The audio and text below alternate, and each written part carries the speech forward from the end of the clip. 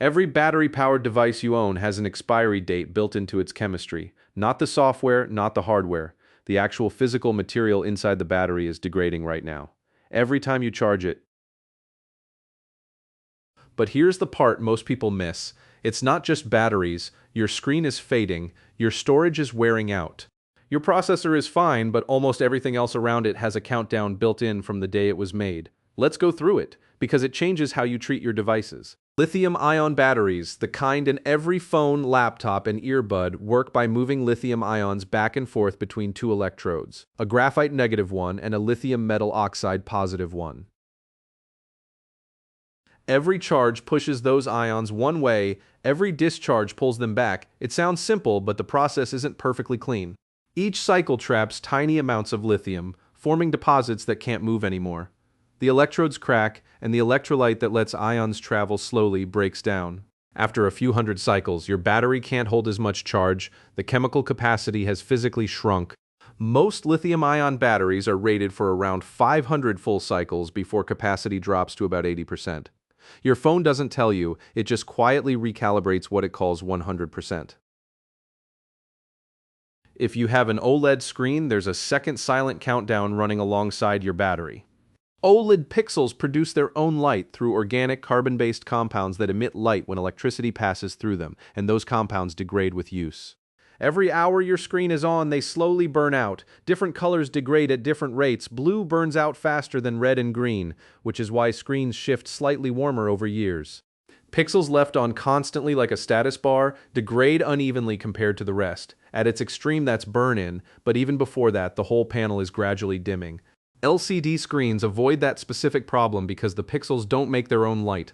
But their backlight, usually LED, also dims over years. Either way, your screen is slightly dimmer than the day you turned it on. SSDs and phone flash storage work by trapping electric charges inside tiny cells to represent ones and zeros. Writing data pushes new charges in, erasing clears them out. The problem is the insulating material around each cell degrades a little every time a charge is pushed through it. After enough writes, the cell can't reliably hold a charge and it's marked unusable. Modern drives spread writes evenly across the whole drive, a process called wear leveling, so no single cell gets hammered. They also keep spare cells in reserve.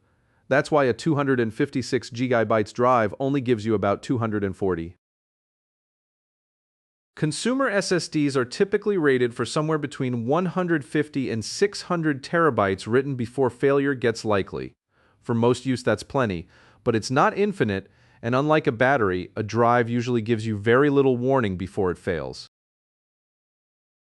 Here's the practical part, because this isn't meant to make you panic. It's meant to help you get more out of what you own. For your battery, the biggest thing is to avoid keeping it at 100% for long periods. Lithium-ion sits under more stress at full charge than at around 80%. Most modern phones can cap charging at 80% for exactly this reason.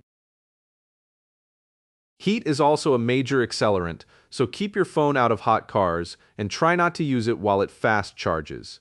For your screen, keeping brightness reasonable instead of maxed extends its life a lot. Auto brightness is better for the panel than full blast all day. For storage, don't fill it to 100%. When a drive runs out of spare cells because it's completely full, degradation speeds up. Keeping 10 to 20% free is a real practical recommendation. None of this stops the degradation, it just slows it down, and slowing it by even a year or two is the difference between a device that still feels solid at 4 years and one that struggles at 2. So every device you own is aging right now, in ways manufacturers don't advertise and the software mostly hides.